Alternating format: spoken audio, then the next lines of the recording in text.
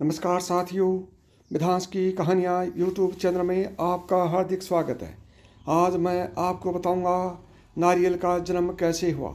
प्राचीन काल में सत्यव्रत नाम के एक राजा राज करते थे। वह प्रतिदिन पूजा पाठ किया करते थे। उनके पास किसी भी चीज़ की कमी नहीं थी। वह धन दौलत से लेकर हर प्रकार की सुविधा से समृद्ध थे। हालांकि इसके बावजूद भी राजा की एक अभिलाषा थी कि जिसे वह पूर्ण की चाह रखते थे। दरअसल राजा सत्यव्रत को किसी प्रकार से स्वर्गलोक जाने की इच्छा थी। वह अपने जीवन में कम से कम एक बार स्वर्गलोक के सौंदर्यों को देखना चाहते थे, लेकिन उन्हें इसका मार्ग नहीं पता था। इधर दूसरी तरफ ऋषि विश्वामित्र अपनी तपस्या के लिए घर से बाहर निकले।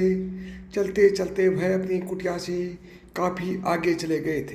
काफ़ी समय बीत गया, लेकिन वह नहीं लौटे। इस कारण उनका परिवार भूख और प्यास से तड़प रहा था। राजा सत्यव्रत को जब यह पता चला तो उन्होंने ऋषि विश्वामित्र के परिवार के पालन पोषण की जिम्मेदारी ले ली। कुछ समय बाद जब मुनिवर लौटे तो वे अपने परिवार को कुशल देख काफ़ी प्रसन्न हुए। उन्होंने पूछा कि उनकी अनुपस्थिति में किसने उनकी सेवा देखभाल की। इस पर ऋषि ने परिवार वालों ने बताया कि राजा ने उनके पालन पोषण की जिम्मेदारी उठाई थी। यह सुनकर ऋषि विश्वामित्र ने राजमहल पहुंच गए और राजा से मुलाकात की। वहां पहुंचकर उन्होंने सबसे पहले महाराज सत्यव्रत बहुत धन्यवाद कहा। वह तुरंत इस पर राजा पर चल पड़े और ऋषि से अपनी इच्छा पूर्ण होने का आशीर्वाद मांगा। राजा की बात सुनकर ऋषि विश्वामित्र ने कहा, बोलिए महाराज, आपको क्या वरदान चाहिए। तब महाराज ने कहा, हे मुनि, मुझे एक बार स्वर्गलोक के दर्शन करने हैं। कृपया करके मुझे वहां जाने का वरदान दें। राजा की प्रार्थना सुनकर ऋषि विश्वामित्र ने एक ऐसा रास्ता निकाला जो स्वर्गलोक की ओर जाता था। यह देख राजा सत्यव्रत बहुत खुश हुए। वह तुरंत उस रास्ते पर चल पड़े और स्वर्गलोक पहुंच गए।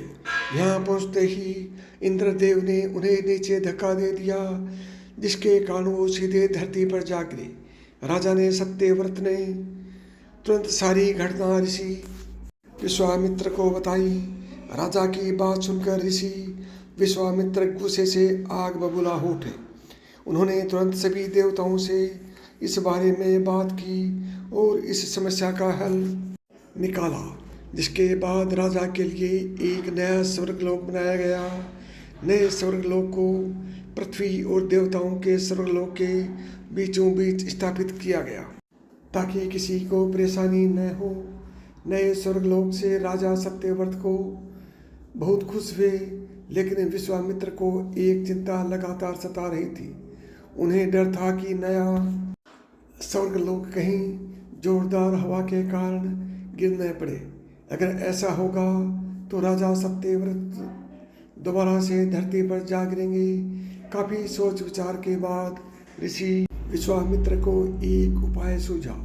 उन्होंने नए स्वर्गलोक के नीचे एक बहुत लंबा खंभा लगा दिया, ताकि उन्हें सहारा मिल सके। ऐसी मान्यता है कि नए स्वर्गलोक के नीचे लगाया गया खंभा एक विशाल पेड़ के तने के रूप में बदल गया।